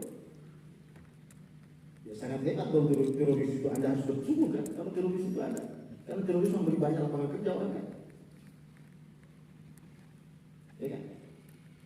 Harus ada bersungguh begitu. Kalau berbicara tentang itu teroris ya, seperti teroris yang saya wawancarai di lapas Palembang itu. Bilang, kenapa Anda tidak merasa berdosa? Anda tidak masuk neraka kalau Anda membunuh orang itu. Dia bilang, kan nanti di akhirat kan ditimbang gitu kan. Dan saya yakin amal saya banyak. Dari mana amalmu? Saya banyak berikan pekerjaan orang. Karena selama ini katanya setan mencarikan pekerjaan orang-orang nganggur. Ya. Saya kira itu, kalau itu argumennya tidak tepat itu. Jadi 1606 kita catat aja, 1606 sampai 1799 ada imperialisme, ada kolonialisme, bukan imperialisme, kolonialisme, swasta, perusahaan, namanya VOC, tetapi isinya elit itu, elit politik, penguasa itu yang ada di Belanda itu yang memperantakan seperti ini. Karena di dalamnya ada juga memang pasukan khususnya, militernya juga. Saya militer mencari keuntungan yang dia bawa, pasukan khusus, tidak ada pribumi. Dia markasnya di Batavia. 1800 kolonialisme tadi, bangkrut VOC alasannya. Tapi kalau saya dia take over. Dia sengaja berbuat diri supaya ada alasan negara mengambil alih. Maka ada nasionalisasi koloni tadi. Itulah yang disebut Hindia Belanda. Startnya di situ 18 sampai 1942, artinya 190 tahun negara ini. Negara A, B, C, D itu yang dijajah. Indonesia tidak pernah dijajah. Ini yang dijajah tadi. 190 tahun kolonialisme, imperialisme 142 tahun, ditambah lagi Jepang 3,2 tahun itu. Ini genealogi politiknya adalah itulah perjuangan kemerdekaan negara-negara lama. Mereka itu yang berjuang ingin merdeka. Ya, nah setelah itu ada situasi mungkin yang membuat sebuah negara. Jadi karena itu negara bangsa kita memang karakternya adalah persatuan, gitu. Ya bahwa tadi memang ada kesultanan, ada kerajaan itu basisnya negara lama, ada kesepakatan untuk merubah menjadi republik, itu kosmologi politik. Karena memang situasi itu baik monokratik, baik teokratik itu sama-sama kosmopolitiknya rusak. Monokratik ini monarki, kosmologi politiknya itu raja titisan Tuhan, penguasa titisan Tuhan, tapi berubah menjadi raja titisan iblis. Gitu. Dan itu yang melahirkan demokrasi nanti di Athena. Itu ya, penguasa despotis. Ya kemudian berubah ke bentuk pemerintahan teokratik, sedikit orang memerintah banyak orang. Ada aristokrasi dan aristokrasi. Yang satu mengatakan kami bayar Tuhan, yang satu mengatakan kami wakil Tuhan. Tapi dalam perkembangannya ternyata dia wakil iblis dan dia melayani iblis. Itulah sebabnya ditinggalkan itu. Dan masuklah satu tahap namanya demokrasi. Banyak orang memerintah orang banyak. Kosmologi politiknya sama-sama mencatut nama Tuhan, mencantum nama Tuhan. Yaitu apa? Vox populi, vox Dei, suara rakyat, suara Tuhan itu. Tapi dalam perkembangannya demokrasi itu hancur, Pak. Demokrasi hancur, demokrasi Athena hancur karena dirusak oleh pemerintahan boneka Sparta. Ini saya berikan aja contoh supaya Bapak, kalau saya masuk di sini nanti bilang, ini mulia ini kok menggunakan DPD ini untuk kepentingan dirinya lagi kan? Kita supaya jauh-jauh, jangan ke Indonesia gitu, jauh-jauh gitu. Ya. Jadi sudah ada praktek, Pak. Demokrasi Athena itu hancur karena Sparta membentuk pemerintahan boneka. Pemerintahan oligarkis namanya 3 tiran. Hancur demokrasi itu. Lahirlah pemerintahan oligarkis itu. Saya kira itu nanti yang melahirkan bahwa ternyata demokrasi perkembangannya nanti kalau dia tidak berada di oligarkis dia akan berakhir di mobokrasi. Nah sekarang di Indonesia pemerintahnya sekarang itu oligarkis, Pak. Pemerintah sekarang oligarkis, mau di partai politik, mau di media massa, mau di kelompok kepentingan, mau di elitnya, oligarkis semua. Jadi kita berada pada level yang sangat bahaya. Karena satu tingkat lagi di atas kita berada pada level mobokrasi. Mobokrasi itu segerombolan orang jahat yang memerintah. Kalau sekarang oligarkis masih bagus, karena masih ada yang baik gitu. Nah, kalau datang membiarkan terus ini berlangsung itu berbahaya. Nah bangsa kita bukan karena disusun berdasarkan kesamaan budaya, kesamaan dana, tidaklah. Tadi Prof. Kelan bicara suaranya halus. Itu ciri masyarakat agraris. Kalau suara saya, ya mas, saya orang Bugis, cuma pinjam nama Jawa tuh, iya. Suara saya pasti suara maritim itu. Anda nggak bisa, itu identitas politik saya. Itu identitas politik saya. Jangan lagi politisasi identitas politik saya. Dan mengatakan menjadi marah-marah juga. Siapa yang marah-marah itu? Saya nggak marah-marah. Memang begitulah seperti itu saya itu. Intonasinya itu kan. Tapi kalau Bapak mau mempolitisasi, bilang aja kok. Ini Mulyadi marah-marah di depannya wakil presiden Republik Indonesia. DPD itu majukan saya. Padahal identitas politik saya memang masyarakat maritim. Tapi kalau Prof. Kelan, ya seperti itu tadi. Ya kan kalau Prof. Kelan diinjak kakinya, ya, oh maaf, apa bahasanya ya? Mas, maaf ya mas, kaki saya diinjak. Begitu harusnya beliau. Tapi jangan kira sakitnya tidak mendalam, Pak. Lebih dalam sakitnya itu. Kalau saya diinjak pada maritim ya, masyarakat maritim diinjak, dan saya bilang, bos, matamu kau simpan di mana?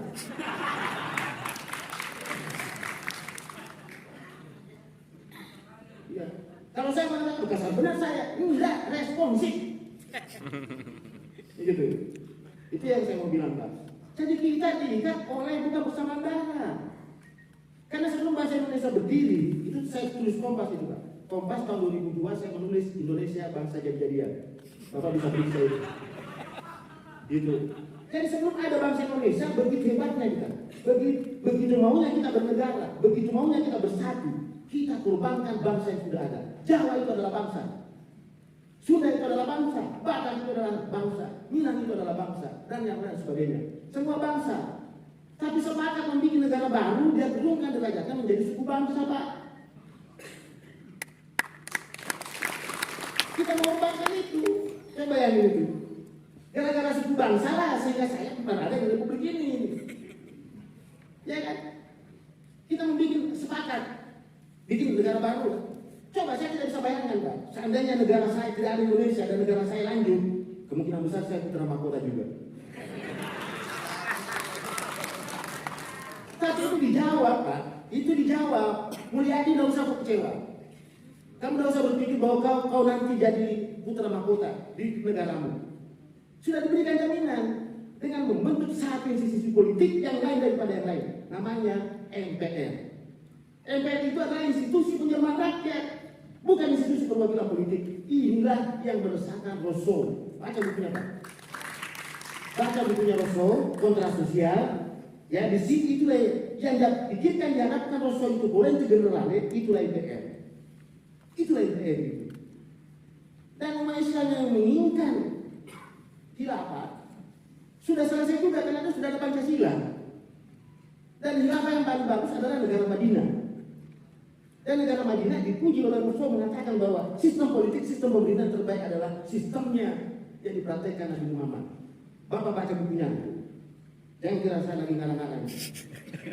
Baca bukunya Rousseau, ya, Rousseau Kontras Sosial bab 8. Ada pernyataannya Rousseau di situ. Bahwa sistem politik pemerintahannya Nabi Muhammad yang bagus. Inilah yang diadopsi oleh pendiri bangsa kita juga. Sehingga Pancasila itu luar biasa. Betul tadi kalau kalian mengatakan bahwa inilah karya yang terhebat oleh para pendiri kita. Satu, dia melahirkan satu ideologi dan strukturnya luar biasa. Saya berikan contoh. Ya saya sebutkan saja karena dulu pernah juga saya diundang oleh kamar sebelah DPR. Saya ingat. Begitu hebatnya Pancasila, Pak. Strukturnya saja hebat. Pertama, di atas Tuhan terbuka, semua Tuhan boleh masuk di Indonesia, tapi ingat, hanya yang Esa saja. Tertutup. Tuhan yang Esa, di bawahnya manusia. Yang mana, Pak? Manusia beradab. Yang tidak beradab nggak boleh masuk di Indonesia, Pak. Nggak boleh. Hanya manusia beradab yang boleh masuk di Indonesia. Kalau manusia biadab nggak cocok. Yang ketiga, bangsa. Coba, Tuhan, manusia, baru bangsa. Kita bangsa bersatu, Pak. Nah, bangsa ini, beliau Pak Lanyala ya. Kalau di kampung saya sebenarnya nggak boleh saya sebut itu haram, Pak. Lah itu gelar bangsawan tinggi Jokowi. Nyala itu satu kata yang Bapak kalau pernah ingat pertemuan Nabi Musa yang menantang Tuhan, Tuhan perlihatkan dirimu. Nah, sinarnya Tuhan itu dilihat langsung pingsan Nabi Musa. Ya, seperti itulah bahasa tafsirnya Lanyala itu. Jadi itu nama sakral, Pak. Ya. Itu nama sakral. Nah, coba Pak, saya bangsa. Saya sebut tadi katanya dengan bangsa. Bangsa yang bersatu. Jadi negara ini sangat menghormati para bangsawan, Pak. Karena bangsawan itu orang yang mengabdi sama bangsanya. Orang yang tidak mengabdi sama bangsanya namanya bangsa. Karena itu kita bisa memberikan law juga seperti di Inggris. Apa susahnya itu? Kalau dulu saya juga tidak pakai andi. Tidak ada ibu itu, tidak ada. Nah, biasa saja. Di kampung saya itu, bangsawan itu orang yang mengabdi sama bangsanya. Anda tidak mengabdi sama bangsanya, ada 4 hukuman adat yang ada. Pertama, seluruh keluarga Anda dicoret dalam pergaulan sosial. Yang kedua, Anda dibuang ke satu tempat. Ke satu tempat, Pak. Bukan ke tempat, memang ditentukan tempatnya. Yang kedua, silakan mencari. Ya, silakan mencari tempat musik dan kamu tinggal di kawasan tanah Bugis. Dan hukuman yang terakhir adalah dipenggal lehernya. Itu bagi hukuman bagi para bangsa. Tapi kalau bangsawan sangat dihormati, Pak. Karena itu kita butuh bangsawan sosial yang baik. Republik ini sudah merancang ini. Ya, bangsa yang bersatu. Di bawahnya itu apa, Pak? Rakyat yang berdaulat. Di bawahnya rakyat yang berdaulat. Masyarakat yang makmur. Itu kan tadi saya jelaskan tadi dalam perwakilan. Karya agung yang terbesar. Tuhan yang Esa, manusia yang beradab, bangsa yang bersatu, rakyat yang berdaulat, masyarakat makmur. Kalau negara di jalan pasti tercapai. Kalau yang dipakai, saya jamin, saya pastikan yang memimpikan agama Islam. Inilah negara Madinah kontemporer. Tapi itu mimpi saya itu hancur. dihancurkan oleh amandemen pelaku amandemen kemarin. Dihancurkan itu harapan saya itu. Saya punya harapan besar masuk bahwa nah tujuan saya berdiri di sini menyampaikan, Bapak kalau ingin membiarkan negara ini hancur dan akan terus kita menderita, silakan. Karena pasti lebih banyak orang yang sekarang sudah mulai menikmati situasi yang buruk ini. Dan itu semua pihak yang menolak. Sebab apa? Kalau kita kembali ke landasan 45, maka tidak ada pemilihan umum. Betapa banyak orang sekarang yang cari untung di pemilu. Ya, saya ketua pusat kajian politik dan partai politik dan pemilu di Universitas Indonesia. Ketuanya, kajian saya tentang itu. Saya tidak bisa banyak berharap tentang pemilu di Indonesia. Karena demokrasinya berubah, tidak ada substantif tadi. Jadi si pemilu yang hanya kita perdebatkan, MK bersidang, yang putuskan hanya 9 orang, padahal bapak capek, masuk ke asuhan dan sebagainya, tiba-tiba hanya 9 orang, wali yang menuntutnya itu wali Songo, yang memutuskan itu negeri ini, tidak bisa, tidak ada. Nah sudah percayalah, kalau kembali MPR yang memilih. Nah ini saya ingin jelaskan ini tadi. Terakhir, coba moderator saja tak tegur saya. Saya sudah, ya. Bapak coba lihat penyimpangannya. Saya sebutkan penyimpangannya, ya. Karena itu saya langsung saja ke intinya. Ada motif politik yang tersembunyi di balik. Ilmu saya adalah ilmu forensik politik. Mempelajari bagaimana perilaku politik di belakang panggung. Ya, Bapak Ibu, ilmu saya, kalian saya adalah bagaimana melihat kekuasaan itu dioperasikan. Kekuasaan itu ada 3, kewenangan, pengaruh, dan kekuatan. Ini semua 3 unsur ini berpengaruh, bermain di belakang panggung. Itulah keahlian saya, namanya ilmu forensik politik.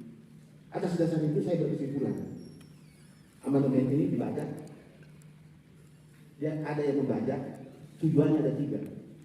Pertama, politiknya, proses politiknya. Karena itu MPR-nya dihancur-hancurkan. Ya. MPR-nya. Yang kedua, itu tadi, Bapak bisa lihat, yang kedua itu kuasai partai politiknya. Ya, kuasai presidennya. Itu politik, kuasai presiden. Kan itu dihapus Indonesia asli. Indonesia asli ini Bapak Ibu, tapi ada kecolongannya dia. Kecolongannya karena pasal 6 masih pasal 26 masih disisakan. Warga negara ialah orang bangsa Indonesia, orang bangsa Indonesia asli dan bangsa lain yang bisa undang-undang. Itu masih dia kecolongan. Seharusnya dihapus juga kata aslinya itu.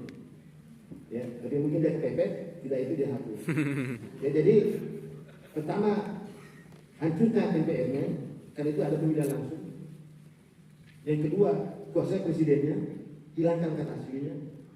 Ya, karena kalau kata asli itu adalah Indonesia asli. Dan itu sudah didahului dengan proyeknya. Proyek itu sudah didahului di era Habibie, dilanjutkan eranya Pak SBY dengan melarang kita ini mengucapkan kata pribumi. Ada itu, silakan baca Bapak Ibu. Itu kejengkelan politik saya itu. Kok kita dilarang menggunakan kata pribumi? Pribumi itu Indonesia asli. Ya.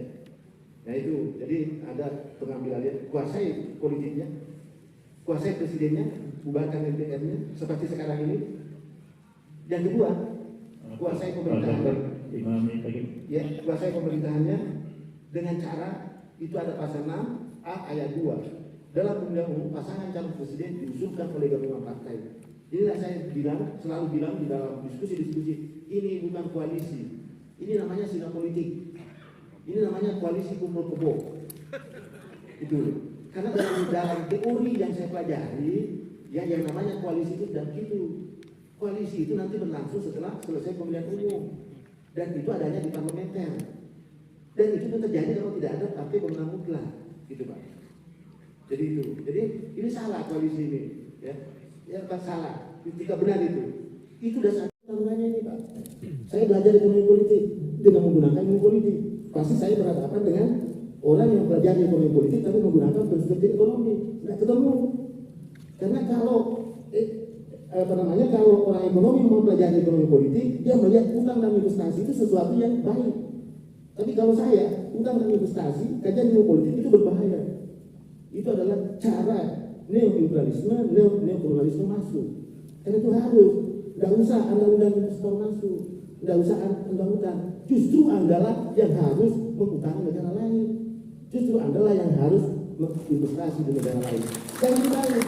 Saya kira itu, Bapak, memang ada niat baik untuk mengambil alih Indonesia, mengakuisisi. Saya cuma belum tahu menunjuk orangnya. Siapa sebenarnya orang-orangnya ini?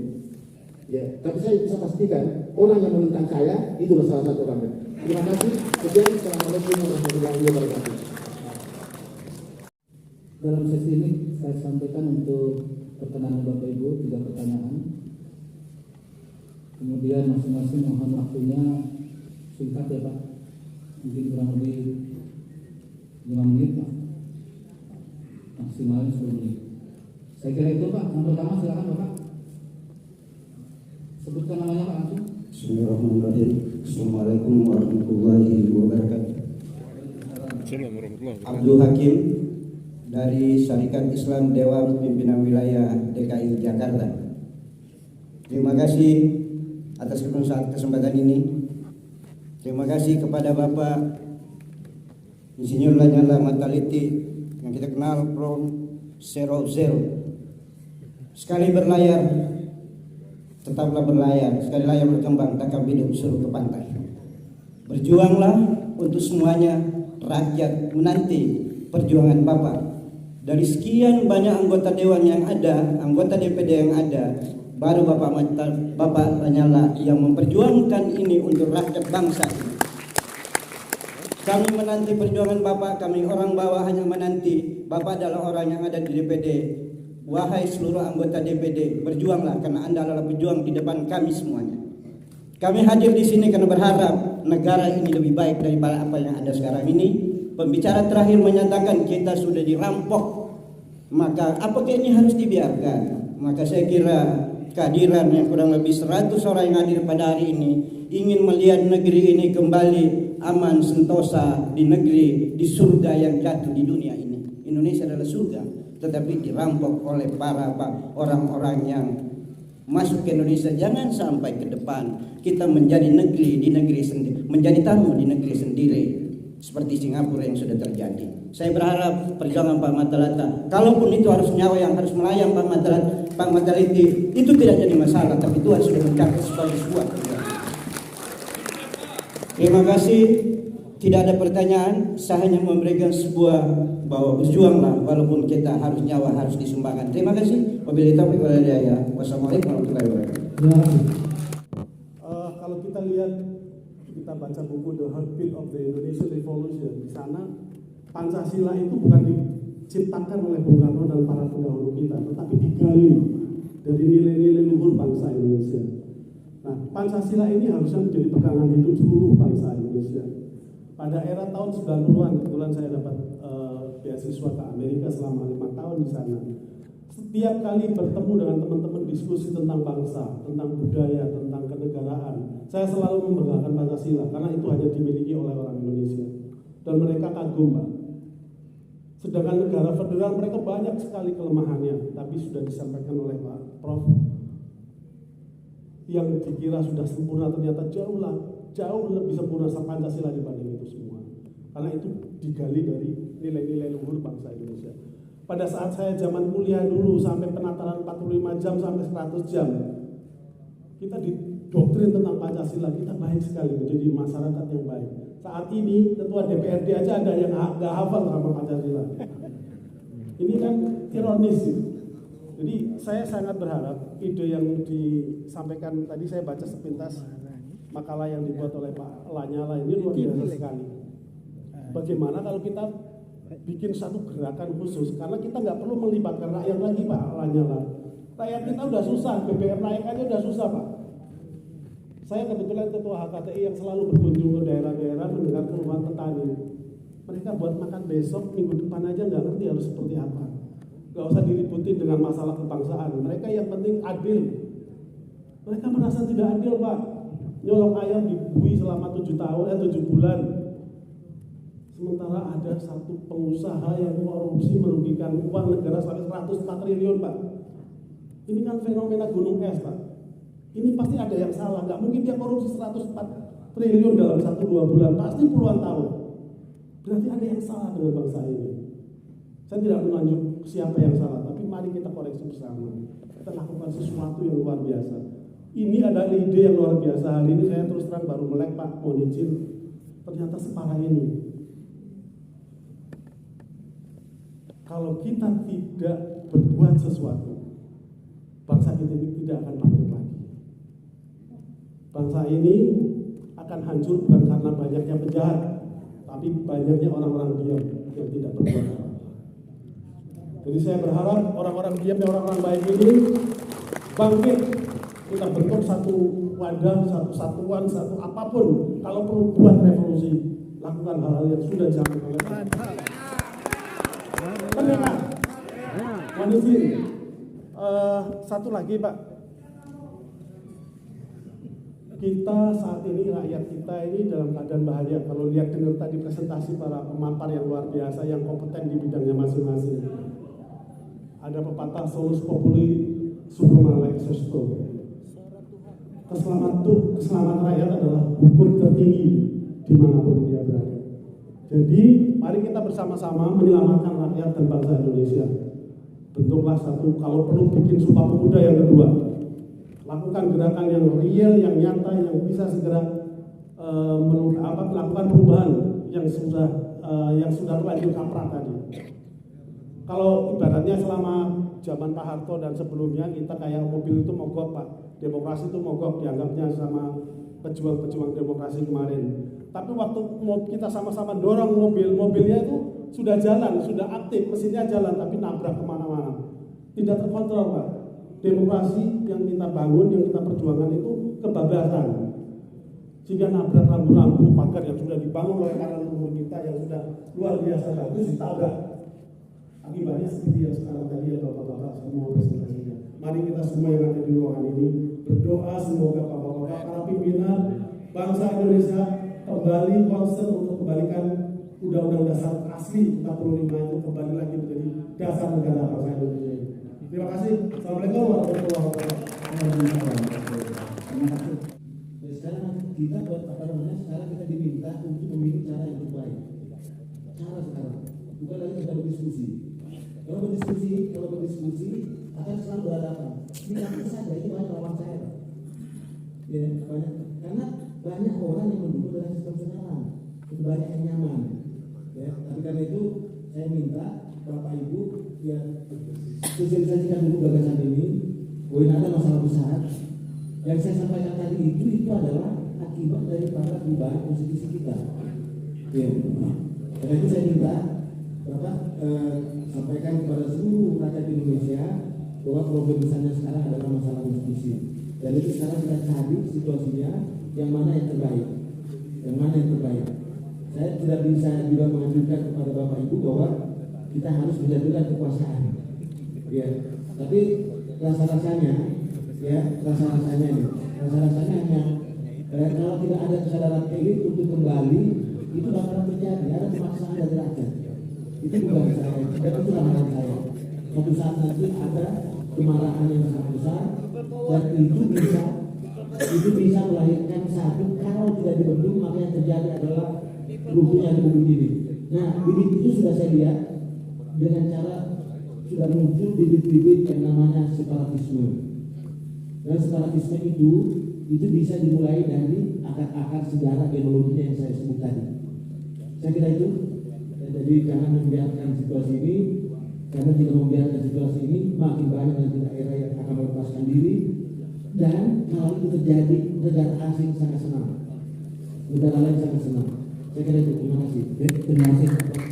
Berikutnya Bapak Profesor Hamid Silakan.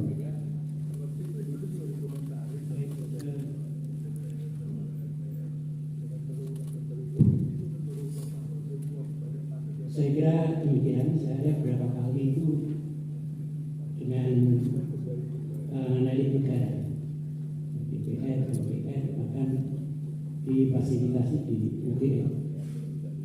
Kita menggunakan kritik negara termasuk konstitusi dan sebagainya itu.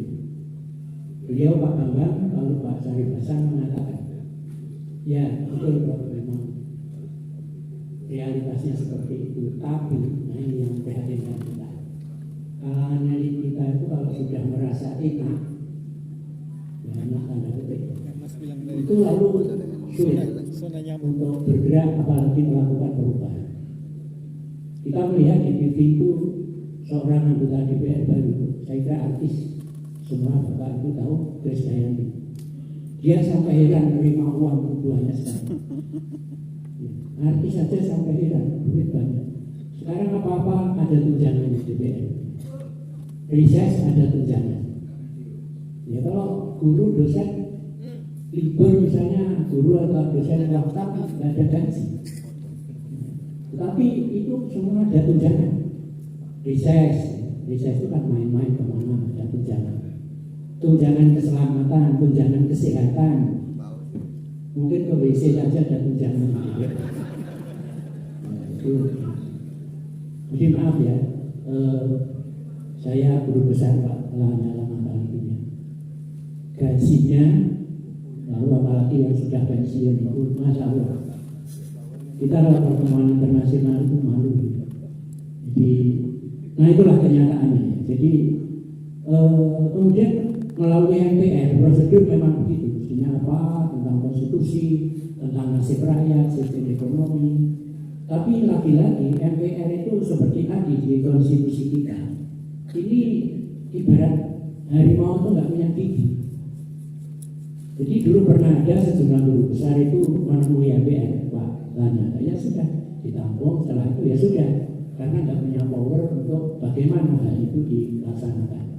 Toh kalau nanti akan dinamisir, artinya bergerak untuk melakukan perubahan, substansinya juga pada DPR. Lalu kembali karena DPR punya hal yang memang sangat membuat hal itu istilah umum itu ya disebut kesenangan. Ya sudah macet lagi. Dan itulah satu hal yang kita hadapi. Lalu bagaimana upaya? Saya kira kita berupaya terus, kemudian merelasikan kepada rakyat, mengonsolidasikan kepada rakyat yang sejalan dengan pemikiran kita. Saya kira satu saat nanti kalau terjadi, kemudian kita dapat secara konkret, ya sekali lagi secara konkret kepada elit negara, terutama MPR di Jakarta. Itu pernah guru besar itu menemui di pusat untuk menyampaikan sesuatu. Lalu yang paling penting lagi nanti mungkin bahasanya pers. Tapi kita pusingnya kadang-kadang pers sendiri itu ya sulit lah untuk betul-betul dalam arti bebas dan tanda petik objektif. Jadi karena hal itu juga mikir kan itu juga harus hidup di Indonesia dan sebagainya. Jadi kalau ada hal yang berkaitan dengan elit negara mengkritik kadang-kadang ya tidak mesti semua mau mengakomodir. Nah itu saya kira. Terima kasih. Assalamualaikum warahmatullahi wabarakatuh. Kalau ada yang kurang dalam saya presentasikan, mohon maaf. Ya, meskipun tidak diraya ya yang nanti. Assalamualaikum warahmatullahi wabarakatuh. Waalaikumsalam warahmatullahi wabarakatuh. Terima kasih. Prof. Berikutnya menghormat Pak Lanyala untuk menyampaikan statement. Terima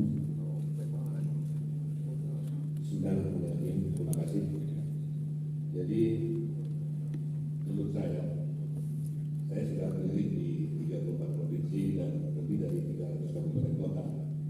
Dan yang saya suarakan ya ini, kita harus kembali pada Undang-Undang Dasar 45 sesuai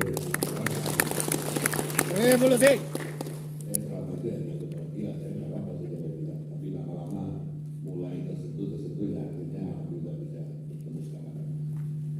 Jadi target saya di tahun 2023 itu sudah waktunya kita harus kembalikan Undang-Undang Dasar 45. Bagaimana caranya? Ya caranya kita harus membuat konsensus nasional yang terdiri dari semua elemen, semua putusan golongan, putusan daerah, partai politik, silakan. Di semua golongan di situ terwakili semua, ada akademi, kemudian ada petani yang lain, ada budayawan, ada agamawan. Nah semua itu harus bisa bersuara. Nah di sini saya melihat juga dari ormas-ormas Islam ini juga masih malu-malu kucingnya.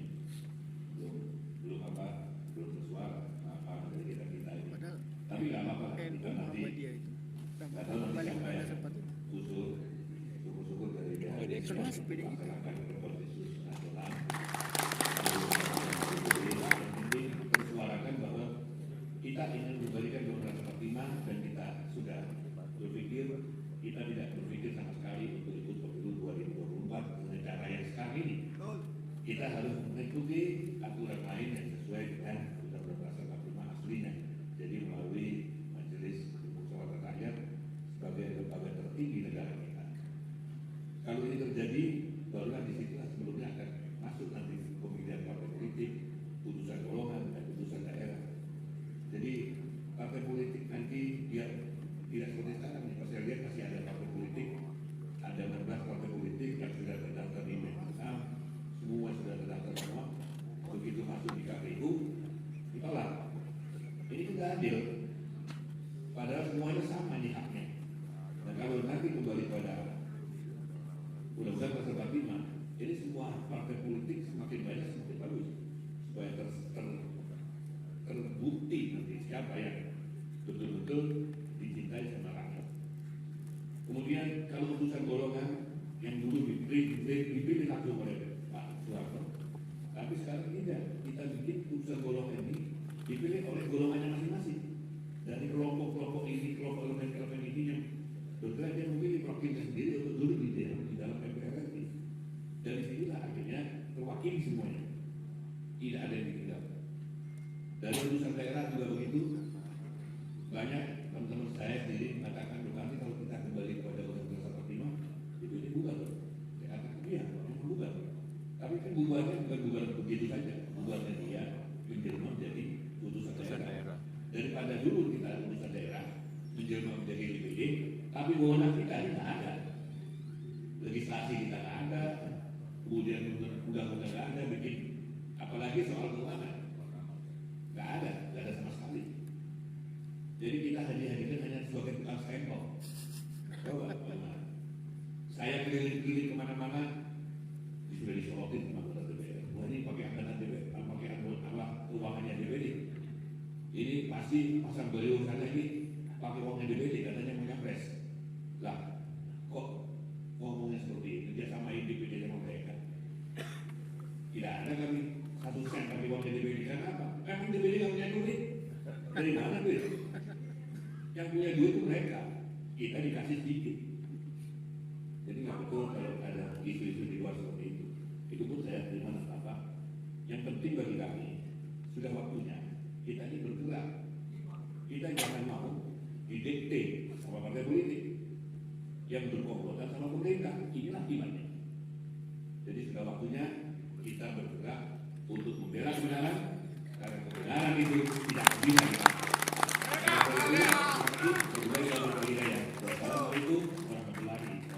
Waalaikumsalam warahmatullahi wabarakatuh. Terima kasih Haji. Kita tunggu berikutnya statement dari Bapak Haji Trisno.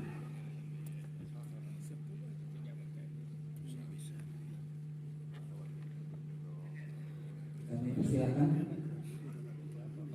Pak Tri untuk menyampaikan statementnya.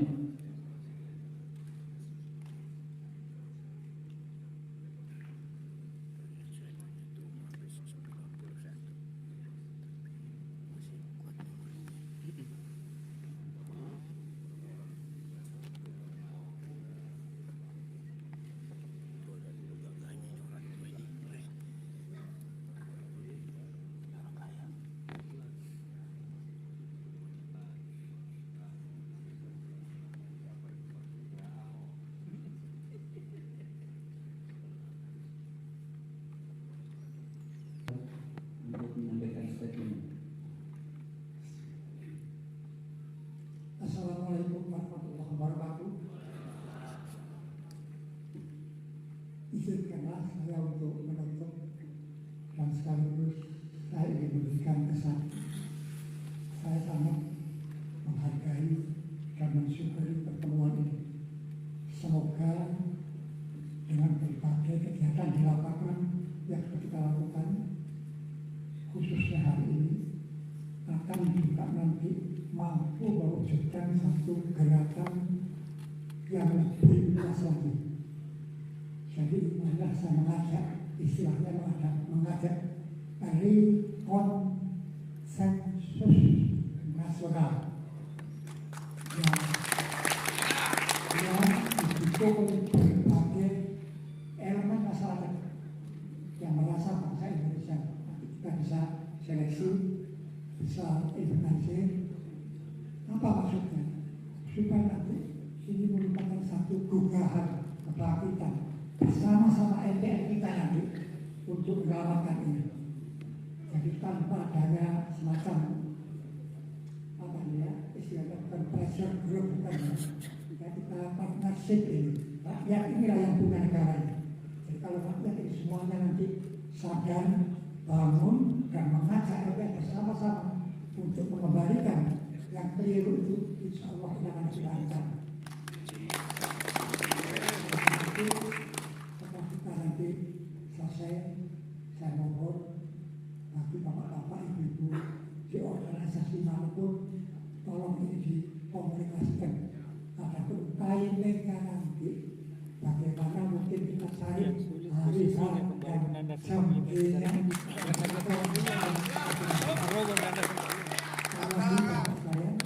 Semoga upaya kita ini karena ini upaya dalam rangka keselamatan, menyelamatkan diri kita sendiri sebagai bangsa yang berdaulat ini. Semoga Allah meridhoi. Amin. Ajak saja, tidak ada pembatasan, tidak ada. Siapapun yang merasa orang Indonesia di dalam profesi apapun patut mendengarkan ini. Ya, baik teknisinya, politisinya, para pemuka agamanya, mari khususnya ibu-ibu, saya mohon ibu-ibu dalam sendi pendidikan. Semoga ibu-ibu di masing-masing rumah tangga itu bisa membuka keluarga yang terkenal. Inilah harapan kita. Semoga pertemuan kita ini mendapat hasil yang optimal dan berkah dari Tuhan. Assalamualaikum warahmatullahi wabarakatuh. Waalaikumsalam warahmatullahi wabarakatuh. Marilah Bapak Ibu sekalian, baik yang hadir luring dan daring, kita memberikan aplaus sekali lagi dengan penuh semangat kepada Bapak narasumber,